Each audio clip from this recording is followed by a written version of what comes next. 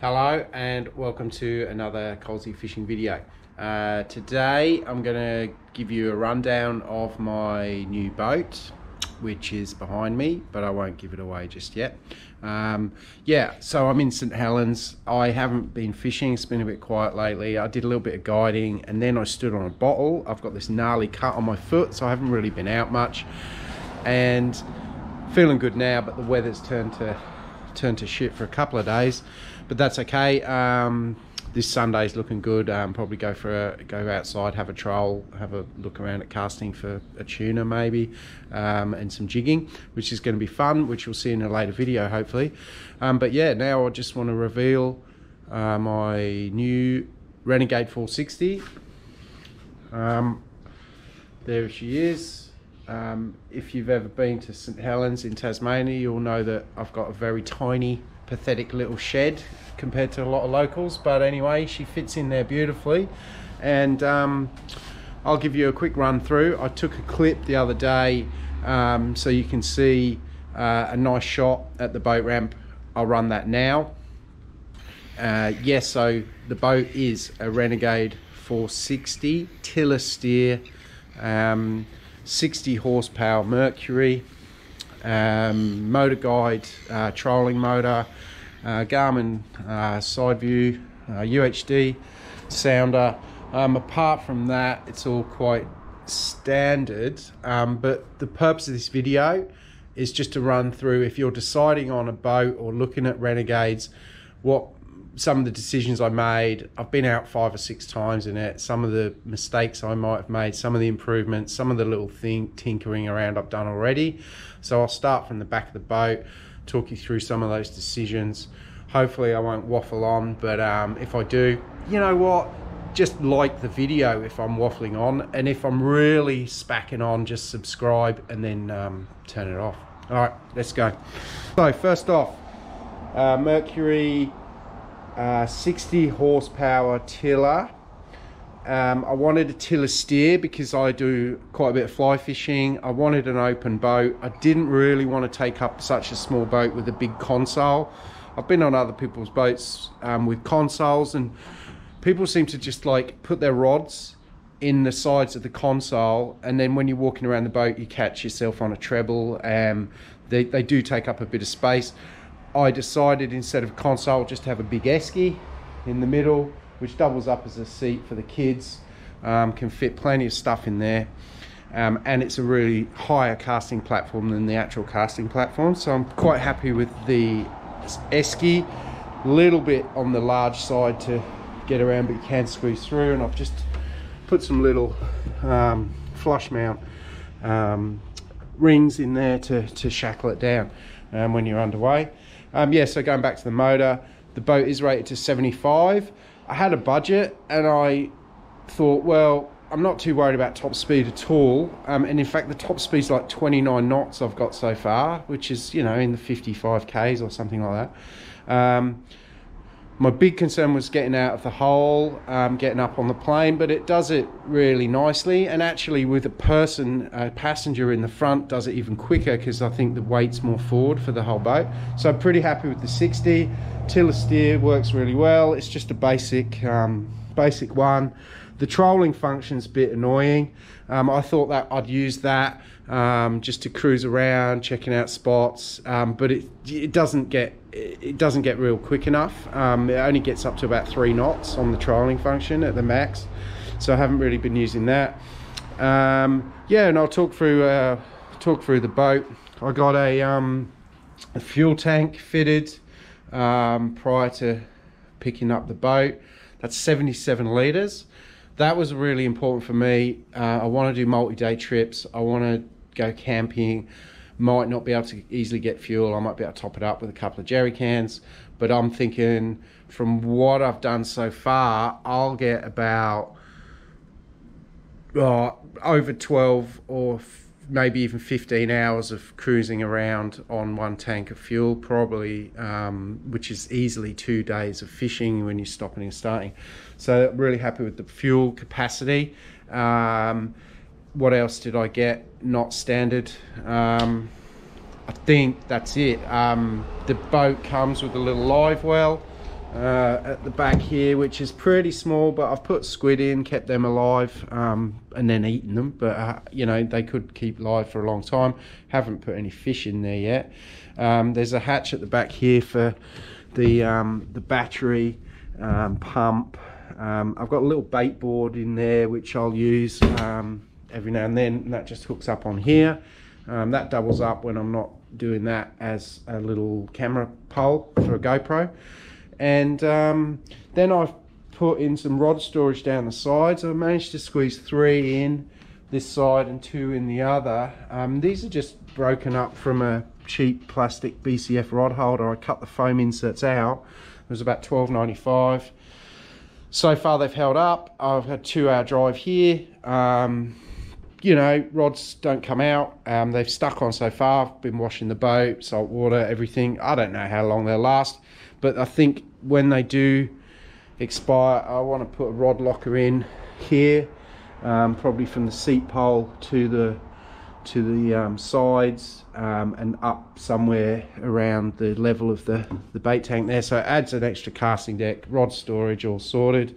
As for other storage, there's just one big hatch under the casting deck really, with these little doors. So I've got all my, you know, rod holders, jackets, safety gear, fire extinguisher on there. I should have actually put the EPIRB mount on there too, but I kind of wanted to have that really accessible in case I fall out and someone's in the boat, they can just see it straight away. So I'm quite clumsy. Yeah, so those hatches just open, everything rolls around in there, so eventually I want to compartmentalize that somehow. Probably just section it off with a couple of ply sheets, or aluminium sheets, and make that storage area a little bit better. I put in all my tackle trays and things in this little battery box. The actual battery for the trolling motor is mounted right up at the front, in this hatch, which adds weight to the front, which I'm happy about, rather than sort of 3/4 of the way up there. So yeah, that's a 55-pound motor guide. Haven't done much fishing on it yet, but when I have, I've been really happy until it gets super windy and blowy. But look, at the end of the day, you're probably not sight fishing and casting too much when it's howling anyway, but it's coped with fairly decent wind. I'll run a few clips now of a Bream trip. It wasn't superb. I wasn't even going to post the video, but look, at the end of the day, probably in some parts of the country, the size of the Bream pretty good. Tassie was kind of spoilt, so if it's not over 40, I decided to go spoilt. Yeah, so anyway, I'll run that now. There's a fish on that snag.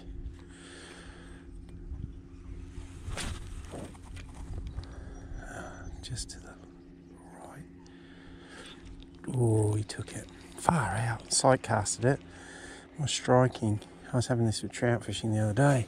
Just fucking terrible. But anyway, look at this. And there's a fish on this snag already. See if I can hit him. There. Yep. Give some line out. Why is my boat doing this now? That's annoying. Got that fish, even though my arse end was hanging out next to him. Is this a bit bigger? I don't think it is. It looks small on the... This is a different one. Oh yeah, it's maybe a touch bigger. Nice one, buddy. Come.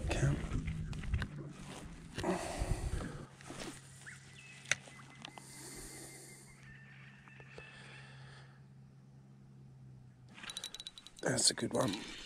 A better one. No. Or is it just coming towards us?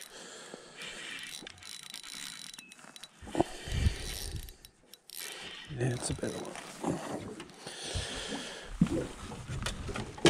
Change of plastics did the job. There we go. We've got a proper Bream on board. Nice.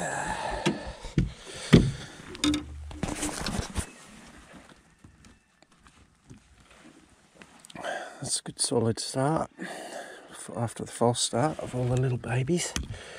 Just changed to the bigger plastic. Let's get a quick measure. So we've got a target for the day. guessing it's about 35. Yeah, 35 tail. So there we go. That's the kind of thing we're after. Very nice. Thanks, mate. I'll pop you back.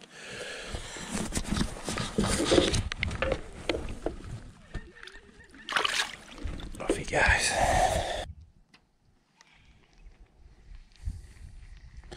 I feel like with a heavier jig head, this is like just a 1/8.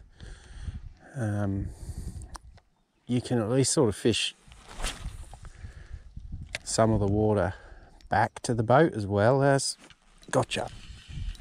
that, where you're just waiting on it to land, and you know, you got a couple of let it sink, and then pretty much you're done. What are we doing here, mate? Are we big or little or just medium? Net-worthy medium, or yeah, I reckon. Oh no, it's decent.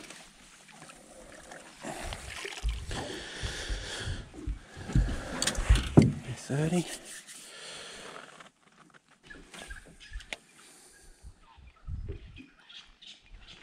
Gotcha. Didn't miss you that time. Another little bream.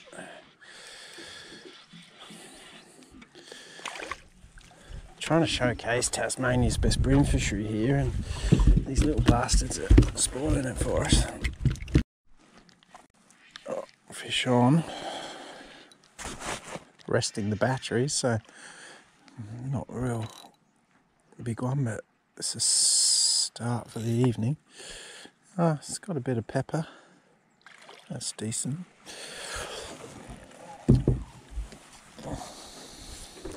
Best fish in a long time. Nice one.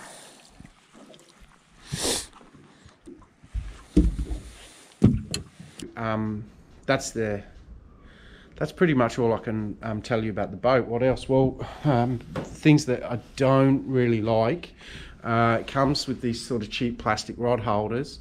If you're just setting a rod in there and cruising from spot to spot, I don't feel at all like they're held well in there. They just seem to want to be chucked out. I definitely wouldn't be trolling or leaving a lure or bait in the water in that rod holder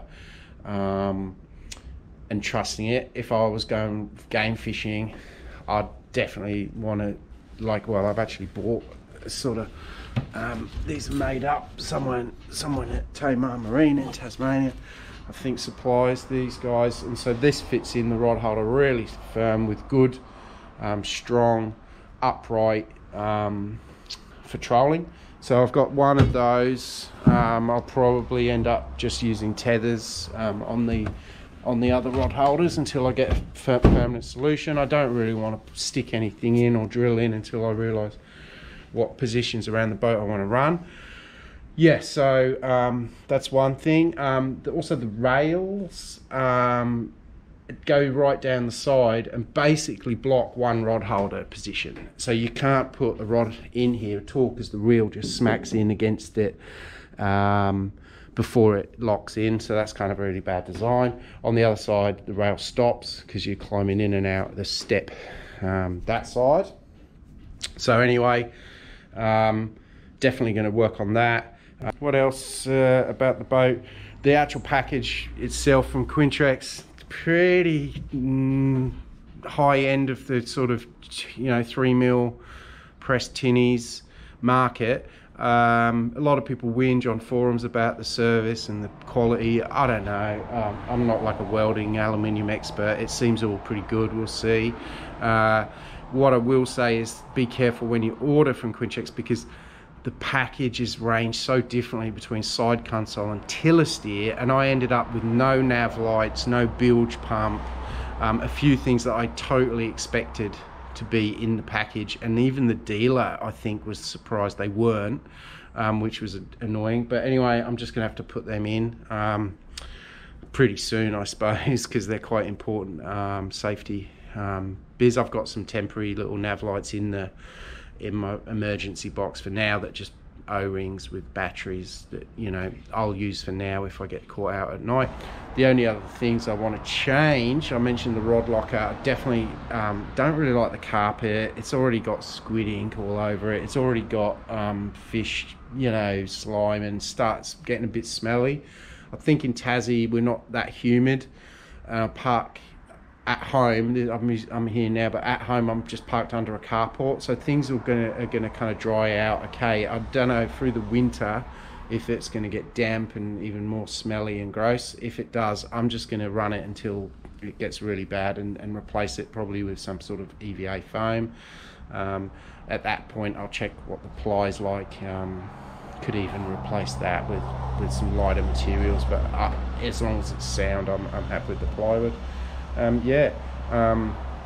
Things I'd like to get as well, so this Garmin sounder, it's on a really cool mount that flips around, and so you can sort of if you're up the front you can change it and still look at it, but it takes two hands almost to change. I'm doing it one-handed now, but when the boat's rocking, I think I'll just get an extra transducer and another screen, probably just a smaller screen mounted where that EPIRB is in the center there, well, somewhere up there anyway, because that's what, like, instead of just always looking back or having to turn it around.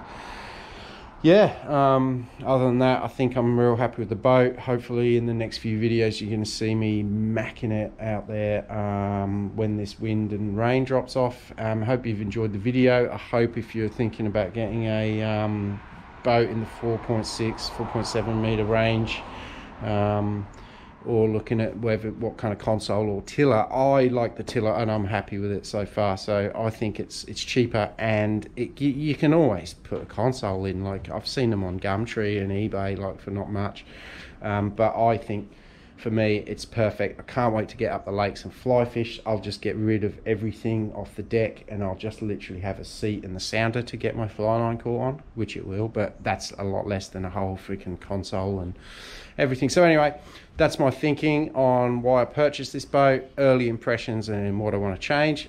In the future I'll update how things are going, maybe some of the specific equipment, but mainly I just want to show you some of the fish we've got around Tassie. So I hope you've enjoyed the video, and I'll see you out on the water. Cheers.